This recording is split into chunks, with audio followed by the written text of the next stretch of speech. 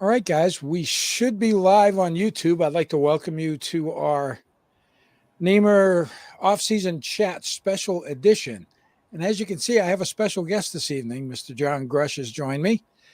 Um, so I'm going to start off tonight pretty much the same way I do with everybody else. I'm going to have him introduce himself, how long he's been riding motorcycles, how long he's been racing, when he got involved with NEMRR, and how that's all evolved. And then I've got some questions for him. And by all means, please ask any questions in the YouTube chat. They'll pop up here and we'll try and answer them. And then maybe after we get through that portion of it, we'll talk about the elephant in the room. I kind of keyed that phrase the other day.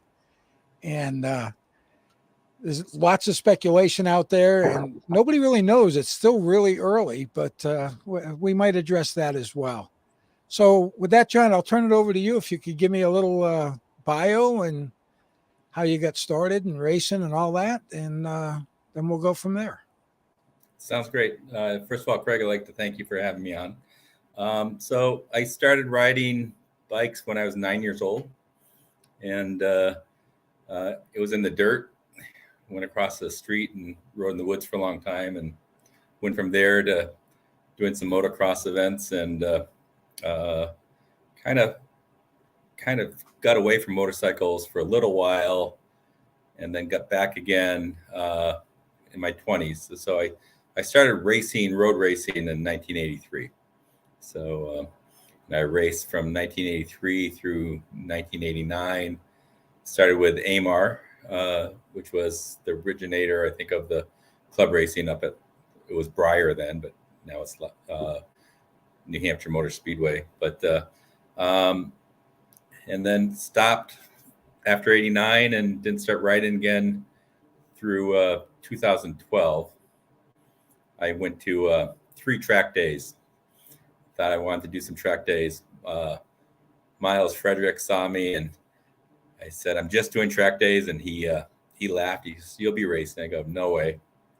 And 2013, I started racing again, and somehow, I guess 3 years ago, ended up taking over the Loudon Road Race Series because the track itself was saying that they didn't want to be the promoters anymore and run it, and they approached Eric Wood and myself and asked if we'd take it over. And at first it was supposed to be a joint collaboration between the track and ourselves, and that quickly changed to where it was just us. And the very first season we did it, it was Eric, myself, and Noel were kind of running the show. And then after the first season, figured out we needed a separation between Penguin School and the race series. And so Noel and I kind of ventured off onto our own, I guess, running of the series.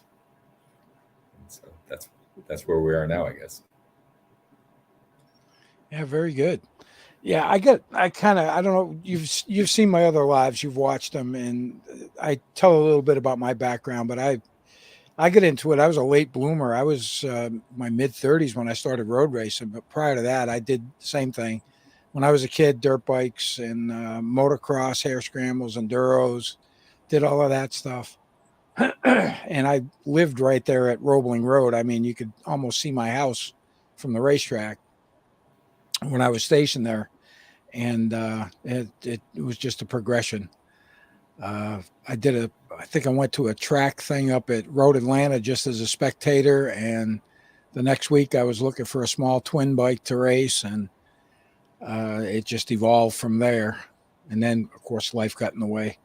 But yeah, I know that the start of the 2023 season, I know at round 7, we were only allocated for 6 rounds.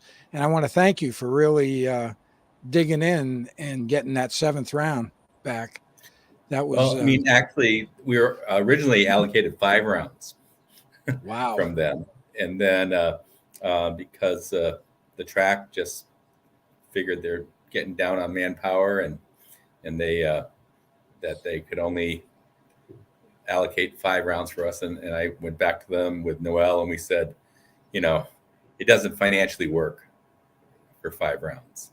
And so they got us 6 rounds, and basically, I guess about a month ago, maybe 6 weeks ago, they called and said, hey, you want the 7th round. So we did get back up to 7 rounds, but it's a tough go. I mean, it's it's the series does not make any money, and it's very expensive to run, and we're trying to streamline things, and everyone that works for us on the team, they get paid a little, but nowhere near what they're worth, and so it's kind of crazy. I myself don't take a salary at all, and it's definitely a labor of love.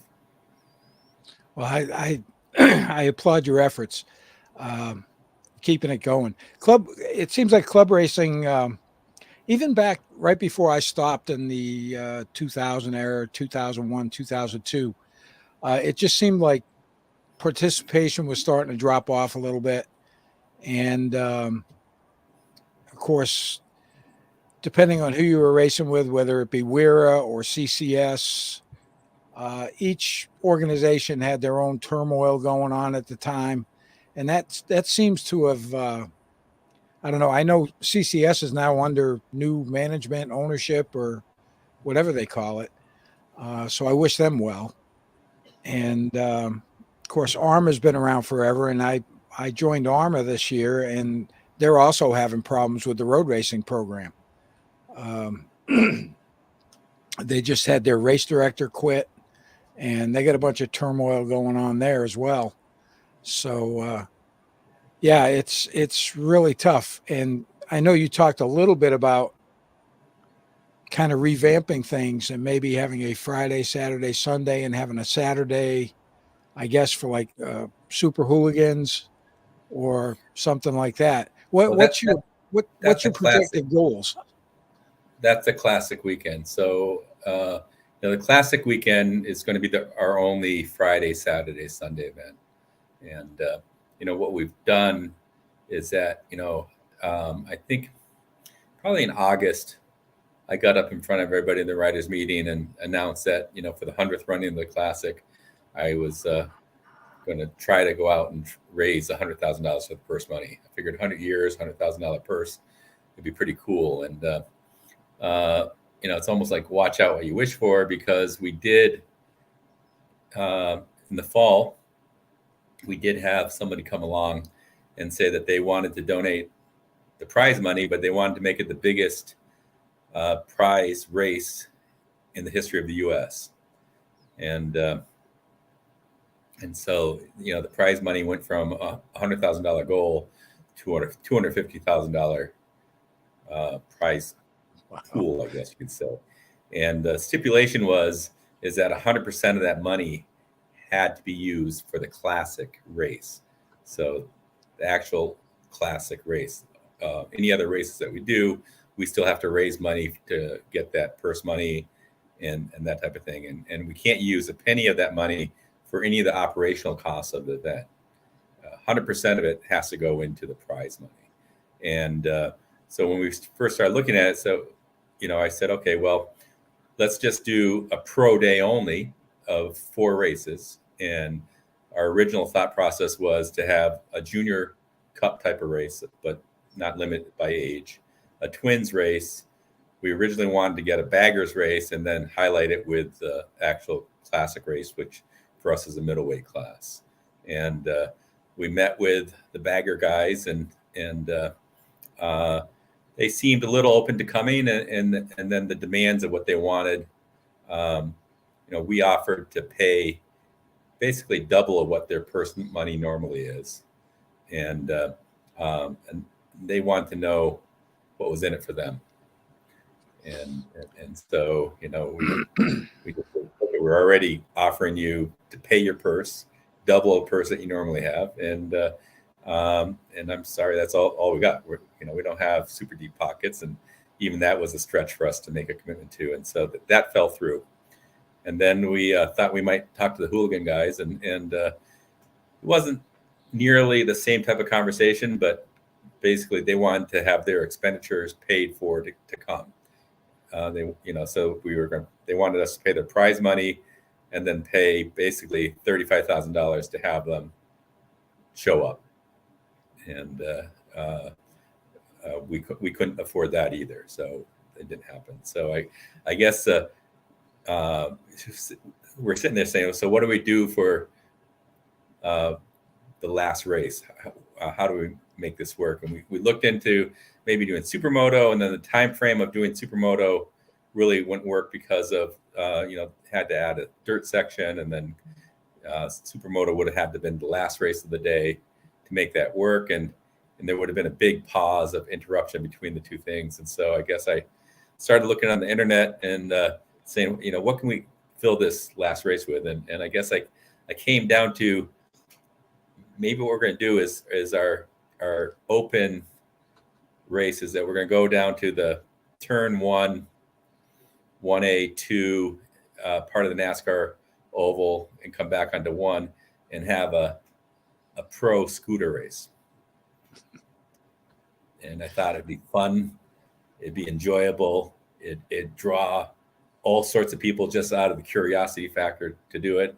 And so I think that's a direction that we're working in is to fill that fourth pro race of the day with a scooter race and talk to some of the top teams, and they weren't totally excited about having their pros race in a scooter race. And so I think a lot of them will not be allowed to race in this event. But I figured there's going to be enough entertainment there where we can have a lot of local flair and make it pretty fun to watch. Yeah, that would be fun. I know some of the speculation that's going on out there is who's coming. And I know I had spoken to you the other day, and Moto America, I believe, is in Washington State the weekend prior. Is that what I took? No, they're at Elkhart Lake, Road America. Okay, Road America. 2 weeks prior, and then if they come to us the following week, they're in at the Ridge, and I think that's Oregon, and so it's coast to coast drive basically, and that's part of the reason we moved the schedule. Normally the classics run on Sunday. We moved it to be Saturday to give those guys an extra day of travel to be able to get to the West Coast.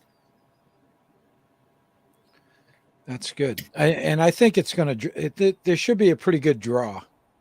I really think there should be a lot of people showing up for it. And we're kind of discussing the elephant in the room kind of like right away, but that's good because that's what everybody's talking about. And we're still going to have all of our stuff during the Classic as well. And a lot of people are like, well, are we going to be able to race and blah, blah, blah. And so what we've done schedule wise, I mean, the schedule itself will be published really soon. I know Noelle was finishing it up today, and she sent me the preliminary, which I think is pretty much final of what we had discussed. And so essentially what we've done is we've taken Sunday's schedule and made it Friday. And we did that because Sunday's schedule is a little shorter than Saturday's schedule. We don't have as many races as we run. And we've added into that Friday, the heat race for the Super Street guys, our regular rookie race for the brand new racers, and then a regular race schedule basically from that point on of a Sunday for the day. And that allows us to end the day right around, if everything goes well, around 4:30, 5 o'clock. And then that opens us up to allow basically 2 hours of practice for anyone that's entered into the Classic. So it'll give the out-of-towners a chance to come into town and get some more time on the track. It gives our guys a chance to go out there and ride with the fast group that's coming up there, hopefully, and it should be entertaining and make it a nice day. It should. Samir's got a question. I'll throw it up on the screen too, so everybody can see it. Any chance that we would expand to other tracks? Oop, I don't know. I just lost John. All right, we're going to have to wait for John to pop back in. He just dropped out on me. Oh, maybe he didn't want to answer your question. There he is. There you are. All right. Yeah, it just kicked me out for a second. The problem with us racing at other venues, if we, for us to afford, I guess so, just so people understand, to run one day of racing at, per se, any track is just basically right around, just rounded off, probably $18,000 to $20,000 for an organization to come in and run one day of racing. And that's not really including all your costs, the insurance costs, and that type of thing. And so we did a joint venture with CCS down in New Jersey, where we went down there 4th of July weekend and they came up to us on the Classic weekend. And we had 18 out of region riders come to our Classic. I think we sent 34, 36 riders from us went down to New Jersey. And so when that happens, the organization doesn't recover any costs because no one's splitting entry fees with you and that type of thing. So, it's great in one sense that we get to go and race another track, but expenditure wise for the club, quite bluntly, we just can't afford to do it because we still have to go down there, organize it, run it, have people there to get involved in the registration, get involved in the point scoring and tabulation of things. And so it's definitely, we thought about renting a track ourselves. I mean, Pocono reached out their arms and wanted us to come race at Pocono. We went and looked at that, and it was a possibility, but they're not set up like Loudon is. All the air protection we'd have to bring ourselves. They have zero air fencing or what they call boxes. I think they call the foam pits, things that they call them boxes. They don't have any of that stuff. And so, logistics of us bringing that, New Jersey, for the Moto America, they have a lot of fencing there because Moto America brings their own fencing along, but there's still not the protection level of things that we would like to see. I mean, Eric Wood, is very instrumental on the safety aspects of things for us. So we rely on him. And then we have Scott Seaway, who is also very involved in our safety. And so regardless of what people want to think, we take extra measures to make sure that our riders are as safe as possible. And other tracks don't have the resources of safety implements that we do, and our expectations are probably higher than others. So I guess I don't see that happening any time in the near future that we'd be going to race at another track.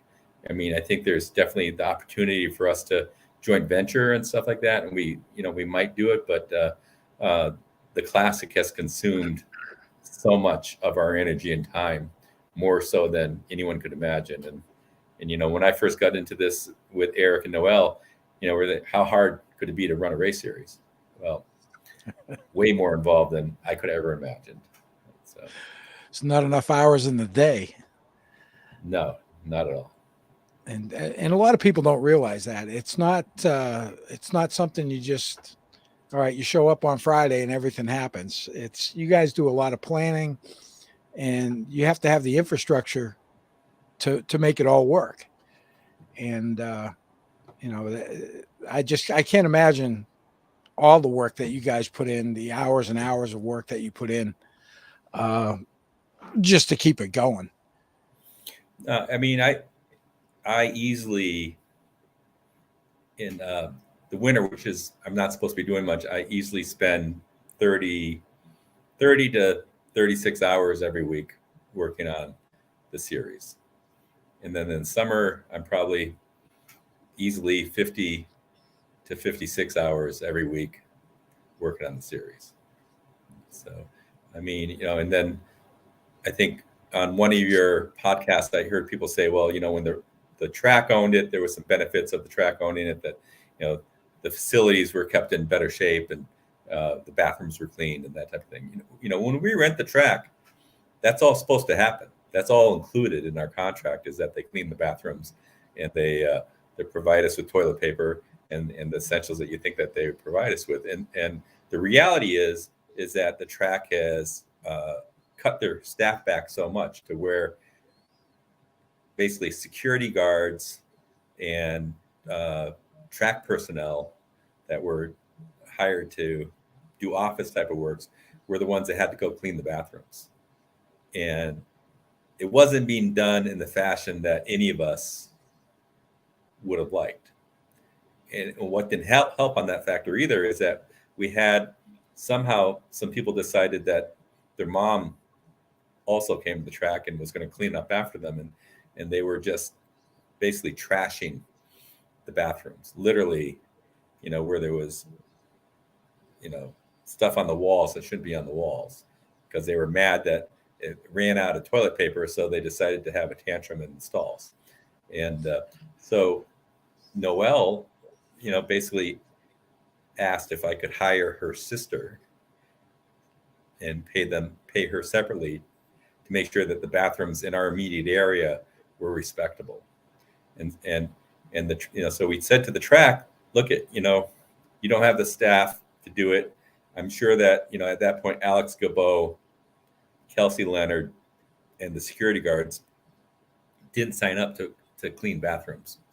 And so we just took it upon ourselves to hire somebody to make them much more respectable. Then we talked to our ridership and said, look, your mom isn't going to be here to clean up after you. Please don't be an animal. And it did. It got much better after that, but it's definitely crazy. I mean, I see Billy Sains on here now, and Billy, has literally gone in and cleaned some of the bathrooms for us also. So, I mean, we've had people help us on that aspect, but it's not like whether the track still owned and ran the series with their current model of how many employees that they have. I don't think would have changed anything that's happening now. If anything, it would have been what we all ran into when we had problems. Yeah, see, these are the things that a lot of people really don't know about. And it's good to get it out there so they realize what's going on. And I think this is a pretty good format to do it because, of course, once this is finished, it'll always be here so people can watch it, and I'll post it back over on Facebook and some of the other social media outlets too, so they can see it. Billy's got a question in regards to endurance racing and the possibility of getting one per year. I mean, an endurance race, like you're talking to a guy, I used to, when I raced in the 80, 83 to 89, I raced AMA level. I raced as a regular, I raced superbikes. And I also raced their endurance series, which was huge. We raced in 4, 6, 8, 12, and 24-hour races. And so I'm all about endurance racing. But then when you look at the actual cost of it again, it's almost cost prohibitive for us to run that endurance race just because it's so expensive for the track time, for the personnel, and that type of thing. I'm definitely pro running an endurance race, but I mean, I'm trying to think. The Doucettes and I went to the Vintage Series USCRA, I think it is, and we raced on a R3, and I think it was their 3-hour. I think they had a 3-hour endurance. And it was fun. It was a blast. Lucas got all upset because I went out there and somebody passed me, and we had 10 laps on people, and he was worried about losing some time. So anyhow, that was just I didn't enjoy riding the R3, and it was fun anyhow. But I am all about, I like endurance racing. It's just, again, it's a cost factor, is that if we could figure out how to make it work, and if the series was more flush and where we could do that type of thing, I'd be all for it. But at this point in time, there's just not the economics to make it work. So there was also something else that we had spoken about in regards to, and like you said, the series doesn't really make any money. I mean, your best goal probably is to break even, if possible. Just to put that in perspective, I mean, this season, because we had to buy transponders to rent, radios, and things like that. I mean, to race this year, I personally put in over $62,000 to keep the series afloat. Okay, I mean, and that's not money that I'll probably ever see back or anything like that. But that was just to keep the series to where we paid our bills and had enough things to be safe. Yeah, a lot of people don't realize that it's definitely not a moneymaker. And there was also a comment about licensing fees. There was actually a very small increase from last year. Maybe you want to address that as well. Yeah, I mean, our license fee last year was $150 for the season. This year it's $175 for the season.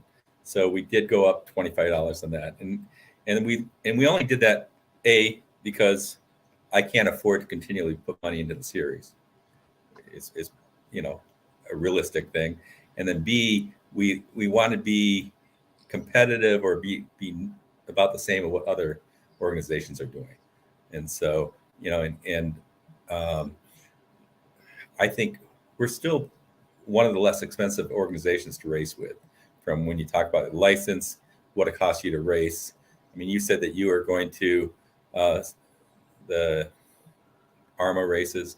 I mean, your first race costs a lot more than our first race is the same as all your races, and then on the next day, on the Sunday, your first race is still that high price, even though you race on Saturday.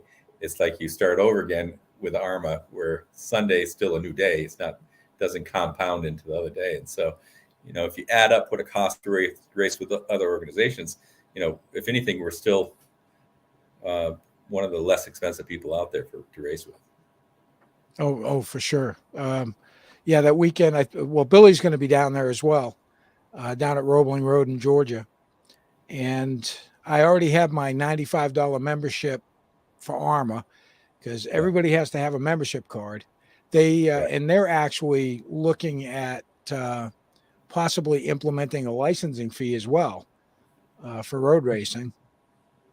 But I'm doing a track day on Thursday, a practice day on Friday, and then I'm doing 2 races Saturday, 2 races Sunday. And I think it was right around $650, somewhere right around in there, for 4 days down there at the track, which to me, it seems reasonable, but it's a little bit on the higher end. And then by the time you add in your membership, if you don't have a membership, you're getting up $7. And if you're like Billy and you race in 14 different classes, that gets expensive quick. I mean, in reality terms, the licensing and the race entry fees are the cheapest part of your weekend. Oh, it is. And the rest of it adds up. And then the more competitive or faster you get, the more expensive it gets, because you're starting to burn through tires at a higher rate. And so, it's an expensive sport. It's a really expensive sport. And, that's why if Eric Wood and I looked around in the paddock, probably in 2016, maybe 2017, and we said, a lot of old people here that are racing. We're the young people that are racing. And then I approached Eric about, in ski racing, because that's really where I came from in the race world, is that, we developed mentor programs in ski racing to where we would get younger kids more involved and basically hooked into the sport, and said, let's do this for motorcycle racing. And so, we started the Penguin Mentor Program based off of the ski racing model. And our first 2 people into the program were Teague Hobbs and Ben Glotty. And So we got really lucky. We ended up with two amazing guys that are, hitting it. And there's some, Ben's going to be on the Robum engineering team again, and there's very soon a really cool announcement of where Teague's going to end up. And both those guys are planning to race at the Classic, and they're bringing their teams with them. And they'll do very well, I'm sure. Oh, we lost John again.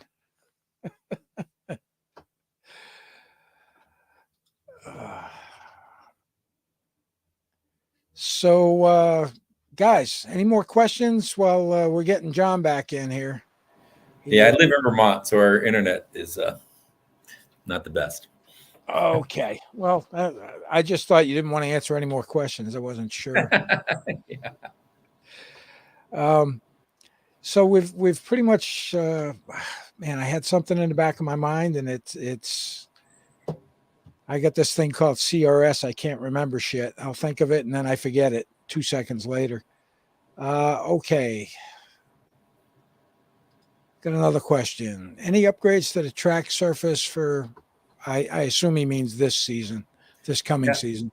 All right. So, I guess I'm going to go backwards first before I go forwards on this. Is that last year, basically Noel and I put our foot down and said to the track, we're not going to race at all unless we make some improvements to the surface. And a lot of people were worried that we basically were poking the bear, and the bear was going to say, fine, don't, and see you guys later. But they agreed to give us $40,000 to put into patches, basically. And so we went out to the track, Eric Wood, Rick Doucette, myself.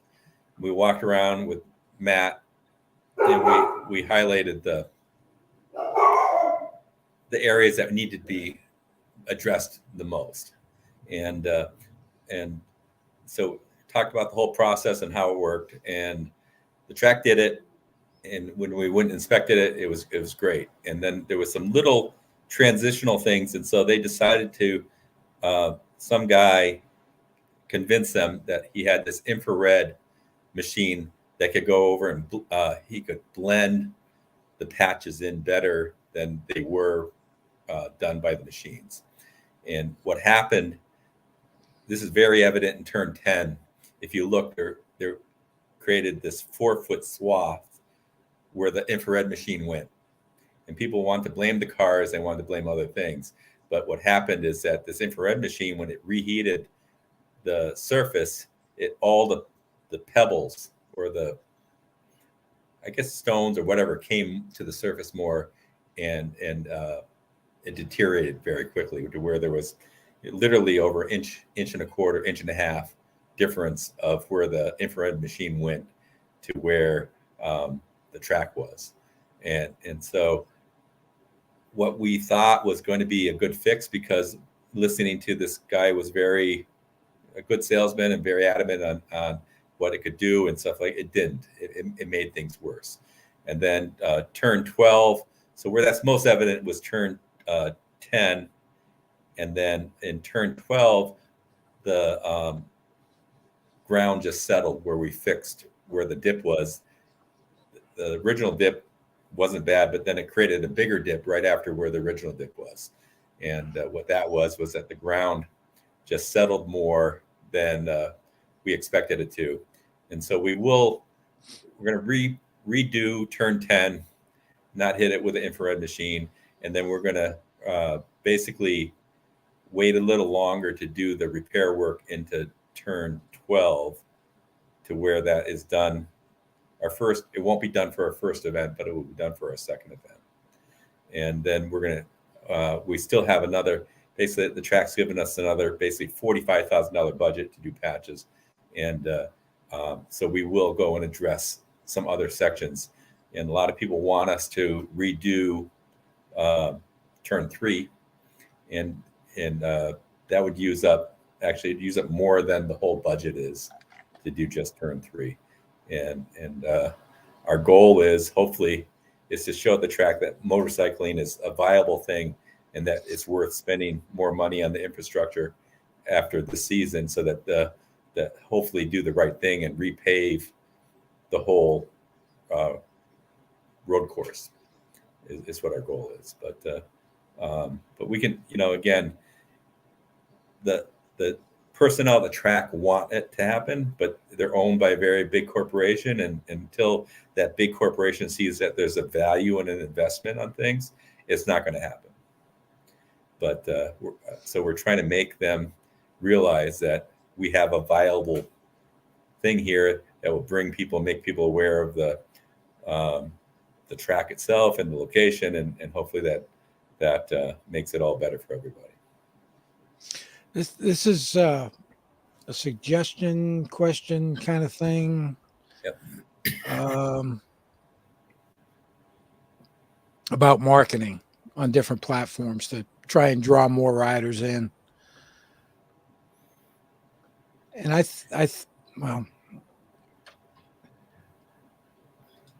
think that marketing is one thing. I'll tell you, when I came up here, I'm used to CCS and we were down south. And when I came up here, the novice class was totally foreign to me. I had no idea about it. And I was kind of on the fence until I actually participated and saw what I was kind of like a pylon out there my first couple of laps at Loudon, because it's just trying to get the feel for the track and stuff. And I think the novice class is great. I think the street guys, I think that's a great addition as well, because then you kind of whet their appetite and they can progress on. But as far as advertising and marketing, I don't know. I don't know how you could do any better than, word of mouth really works probably the best.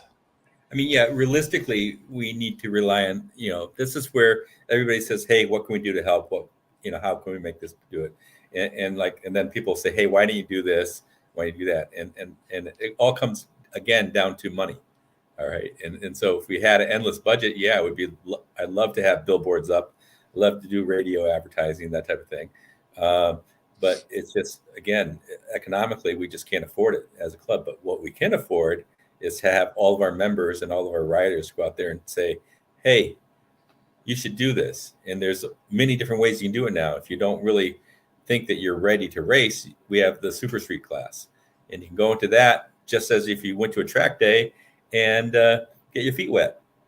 And the Super Street thing, I know a lot of people aren't 100% sold on it and really don't like it because they feel like, it's taking out some of their day, and they're creating a mess on the track sometimes. And we haven't really had that big of an issue with them crashing, but it does take some time out of the day.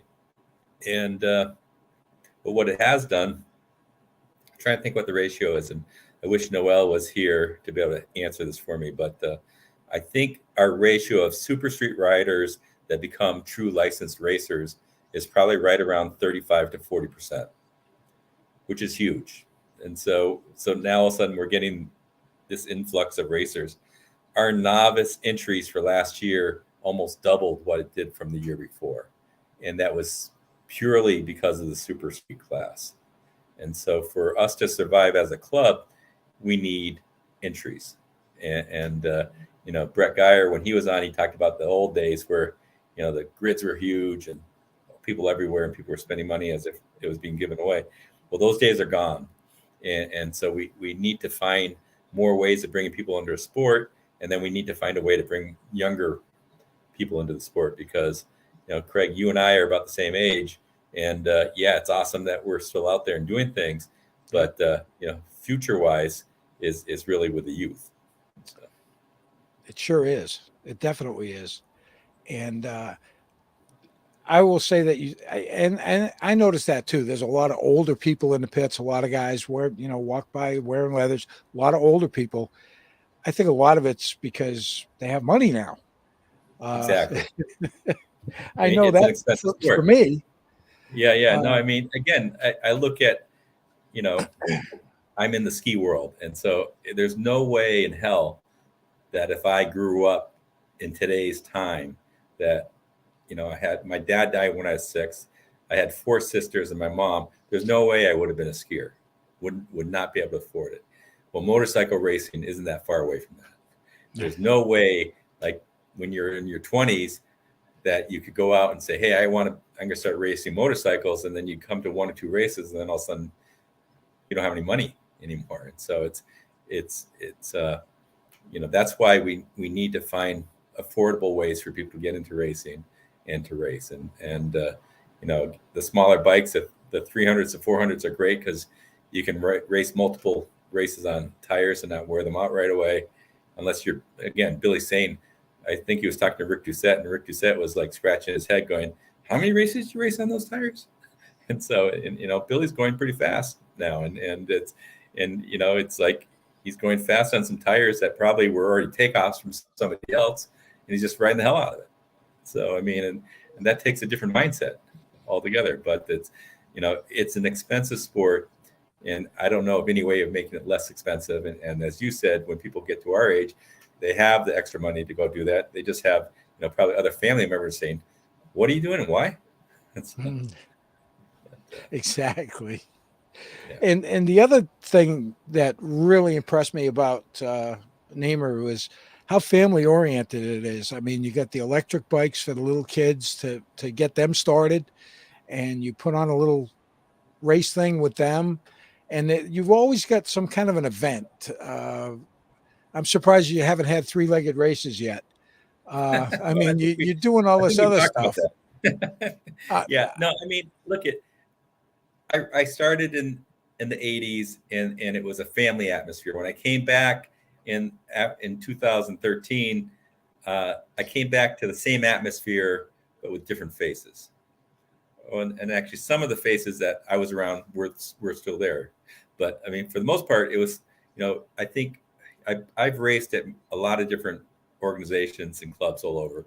I do think that our club is very unique on how family it is and how much we all truly enjoy being around and doing things together.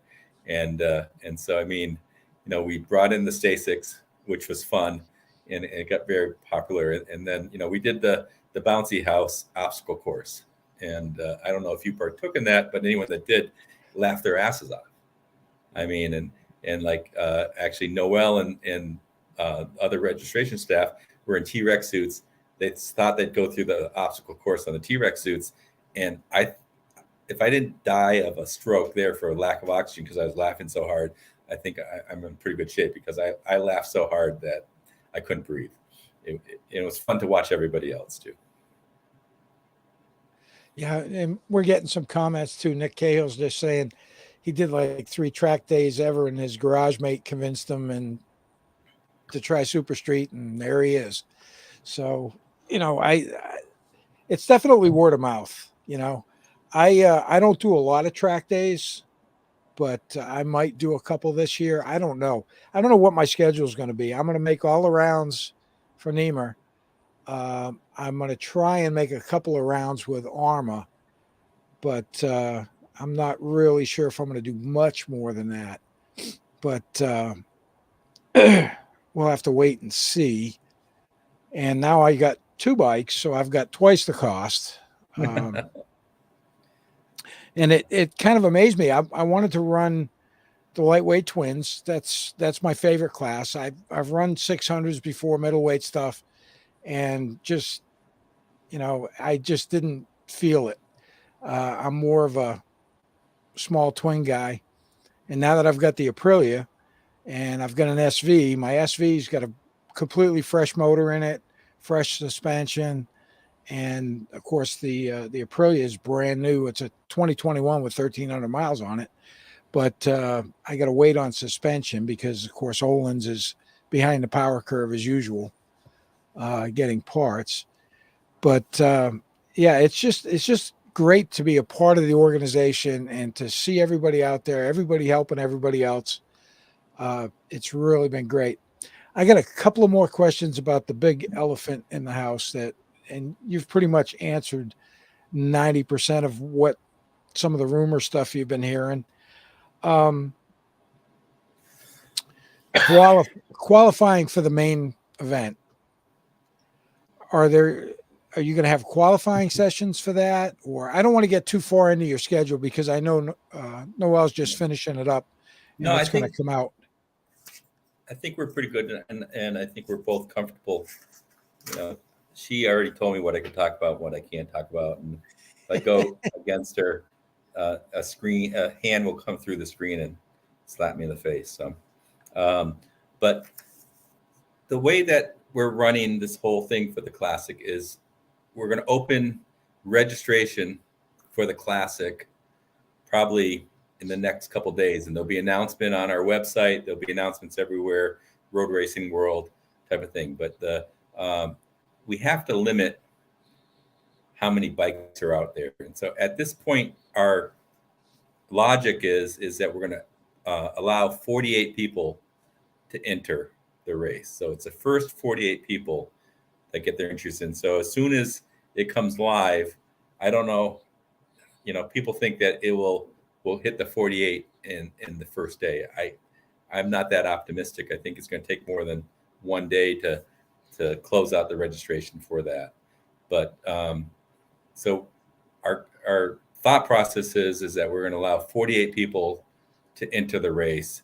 That will give us two groups of 24 for practice sessions. We'll split those guys into two groups, and then we'll also, for qualifying, there'll be two groups of 24 that go out and qualify.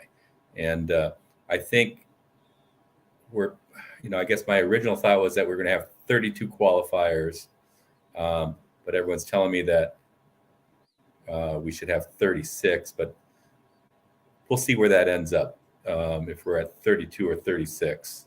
But I'd like to try to keep it around 32. And then is it 108% or is it 110%? I think we need to make that. We'll make that call when we see the quality of the racers that we have entering the race. So yeah, I remember. And this is just an off comment. Somebody had posted the entire 1997 Daytona 200. Well, I was there for that. I had a friend of mine that actually qualified to race in it. And Mr. Eric Wood announced that he was going to be a professional motorcycle road racer at that race. And I thought that was because they talked about it on the as part of that video series.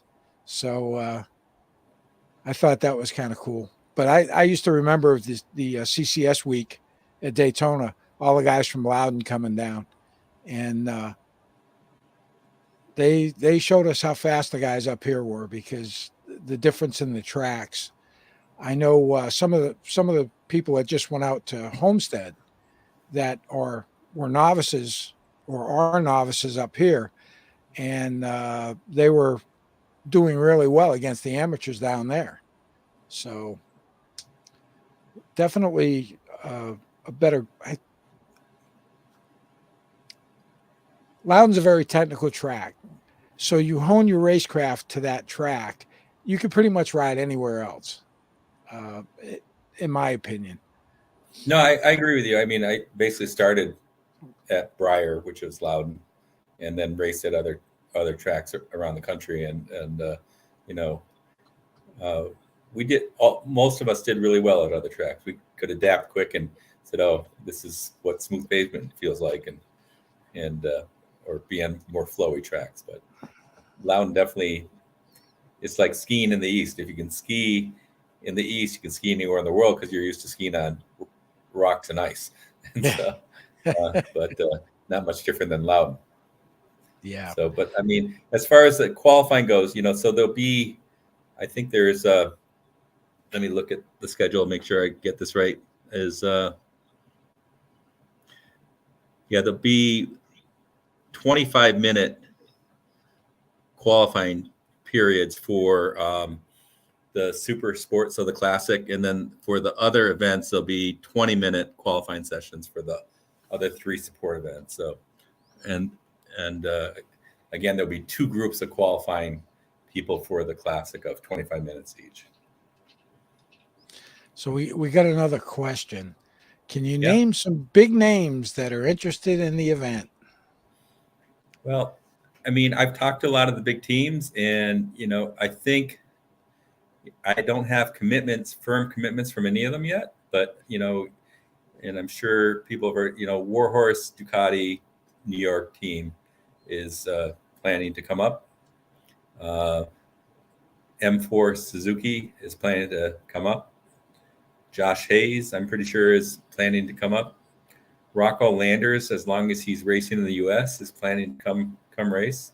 Talked to his dad today. Gus Rodeo is planning to come. Lemandre is coming to come. Ben and Teague are planning to come. I think PJ Jacobson's trying to find a ride to come. Brandon Pash and Danny Eslick are, wanting to come. I think there's Joey Dunlop. I think it's Joey Dunlop is wanting to come over. There's 3 British Superbike guys, which I don't know their names of, that would like to come over. And then Stefano Mesa, I'm sure will be here because he's raced at Loudon before, and he definitely likes to chase the money around. Trying to think of if I'm forgetting anybody. I know that that Jake Gagne and Cam Peterson would like to race, but I don't know if their team's going to allow them to race. People are still worried about racing at Loudon and don't want to expose their riders to excessive danger. But I look at some of the other tracks they race at, and I beg to differ with them that I think there's other tracks that they race at already that are more dangerous than our track is. But after we open for registration, I'll get it posted to exactly who's entered, and people can see who's coming. But other than that, it's speculation for the most part. Yeah, that's and of course they've got to be part of that first 40 whatever to sign up. So right. I'm sure their teams are keeping an eye on Moto Reg for when that pops. Because when it pops, then you're going to know who's going to be there, right? And we'll publish it. And I mean, and the whole reason, again, the logic for us trying to do the early entry and the cutoff and get the names is that I am trying to get televised. But right now, they want $120,000 to televise the race. So, but if I can get some bigger names here, they'll reduce the price of what they're going to charge me to get it televised. But my goal is to get it televised. Yeah, that would definitely be a feather in the cap, and it should be a big draw from the people in New England. Anybody that's a motorcyclist, they start hearing some of the names. We should see a fair amount of spectators, I would expect. Depending on what the draw is. We hope. I mean, keep our fingers crossed. Yeah, the whole reason for us to do this isn't to take anything away from our local club racers. It's to help ensure the future of road racing at our facility, and to help ensure the future of the club, because Brett Geyer was very clear. It's a dying sport, and he's not far from wrong. It's getting too expensive. A lot of people are saying we don't want to deal with it, and they're closing the doors to. It's a difficult situation, and it's an expensive proposition for anybody to come into this. And so it's unless we change that cycle, the future of the sport is very limited in our area now. And that's nationwide here in the U.S. It's not like overseas where, you watch a MotoGP race or something like that, and there's thousands of people surrounding the place. It's just, I don't know. They're more enthusiastic about motorcycling over there, I guess.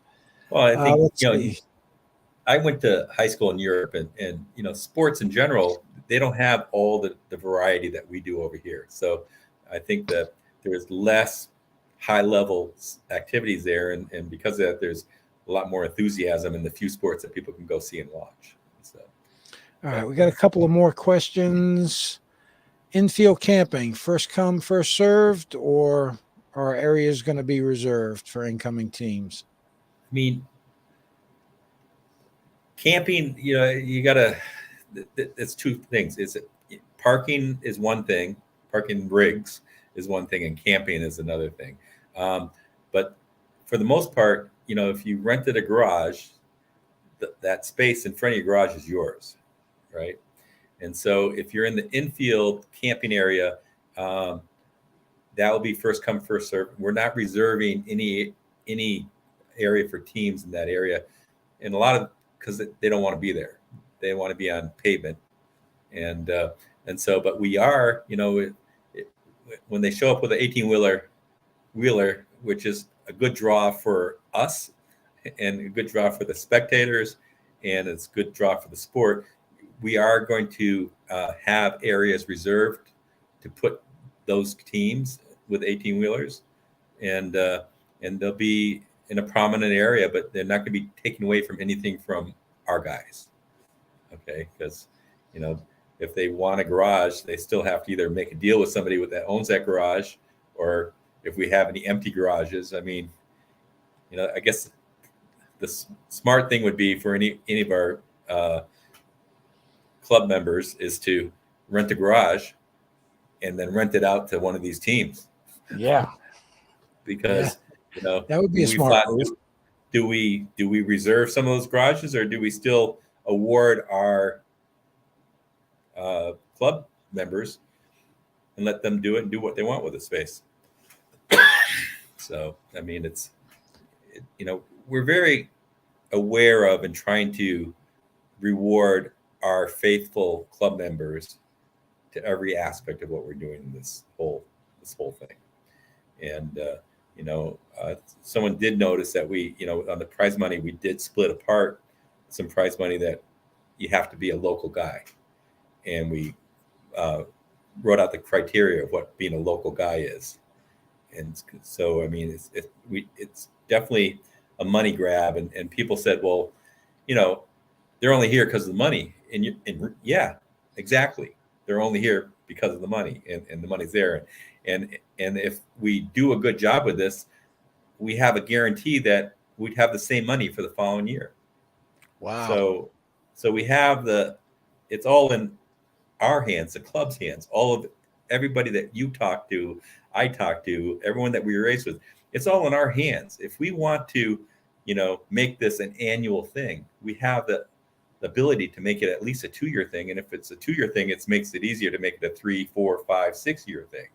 And do we get it to the point where, we tried to get Moto America to come. We traveled out and talked to Moto America about coming to Loudon. They had no interest. But when I saw that Moto America is going to Daytona without their super bikes and things like that, I said, well, why not do the same thing at Loudon?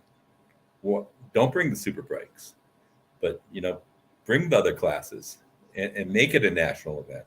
And so hopefully, I don't know, part of me says, yeah, let's get them here and bring it. And the other part of me says, they had that opportunity. Maybe we run it ourselves and make it an annual event where, people, top level riders from around the world come and race at Loudon, and we have our own pseudo national or world level race.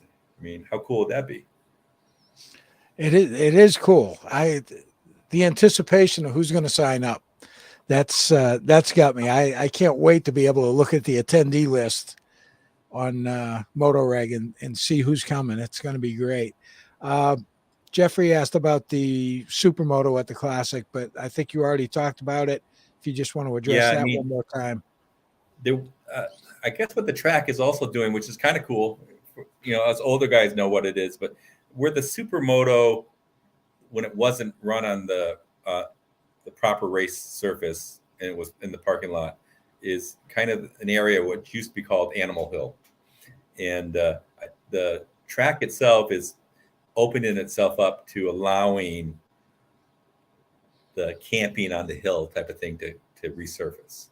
And so that would eliminate the ability to have that Supermoto there. And I have no idea how many spectators that we have, and that comes. This whole thing is morphed into its own animal, to where everything that we're doing ends up creating these new costs that we were never having to deal with: parking attendants, security, more food vendor, just more vendors in general. All this stuff costs money. Everyone says they want to be involved, and everyone that calls me wants to be involved with it, but they want to know what's in it for them. And so it as sad as that is, it's the reality of where we're at. But this whole thing is again rolled into this big ball that we can't manage and handle ourselves anymore, to where Noel and I had to go out, and we hired an events person that can handle a lot of the things that we don't have the bandwidth to be able to do, and that's an expense, and so all these expenditures add up, but we're doing it just so that we have this great showing for the class again, and hopefully it spills over to creating more people interested in saying, hey, they're racing motorcycles up at Loudon this weekend. Hey, let's take a ride up and see what they're up to, even if it's the club level. Because I think at the club level, there's a lot of fun races that are going on. And then with our family atmosphere that we've been trying to create and trying to do, we'll make it so, and the kids can come along, because they have, stay stick bikes they can go on there. They have a blow up obstacle course or a jumpy thing or these things. And so we want to make it a family atmosphere where people aren't afraid to come up and think that they're going to, meet all these long-haired, tattooed guys that would walk around. Hey, watch out about the tattoos. Yeah. But of course, I don't have any hair. Yeah, exactly what I'm talking about. But I do ride a Harley. Yeah. Let's see. What's this? Yeah. So, I mean, we talked a little about that earlier. And so some of these guys might have come in later. Saturday is going to be pro events only. And we're going to have basically a 500 super bike / junior cup type of thing without the age limit type of pro race. We're going to have a twins race, which is probably going to be based off of our super twins class. So that's something that works for the Moto America type of guys that will come up, and plus our guys, but open up the field a little more for that. And then, I think I'm leaning heavily towards doing a scooter race, but not on the whole track surface, just the 1A, 2 NASCAR oval back to 1 type of event, to where we can all move over there and watch a close quarter bump fest. And then on the classic itself is basically based off of our middleweight Grand Prix race, but we're allowing the second gen super sport bikes into there. And those bikes, we're hiring the AMA tech inspector with his computer to make sure that they comply to being regulated. And I know I've heard numbers of 150 plus horsepower for some of these motorcycles, and people are way off base. The Ducati V2, as it is regulated for Moto America, is 126 horsepower. And but I think we're going to allow them to go to World Super Sport regulations, which will bump that 126, 128 to 132 to 134 horsepower, because I feel that's still competitive. Like on a middleweight Grand Prix bike, on a 600, people can 2 mil bore those things. And, there's definitely some of them around that are 140 horsepower 600s. And so, Loudon is not a horsepower track. It's a rider's track, which is great. But the biggest difference, I think, even the V2, though, say it was only at 126 or 130 horsepower, still has a lot more torque than the R6 Yamaha is ever going to have. And torque is definitely a good thing. But I think it evens off that playing field pretty well. Our biggest sticking point is we allow the Triumph 765 to race in the middleweight Grand Prix class, and unregulated, and where Moto America makes that bike regulated. So, how do we handle that? We haven't made that decision yet. There's definitely people out there believe that bike, is legitimately a heavyweight bike and not a middleweight bike.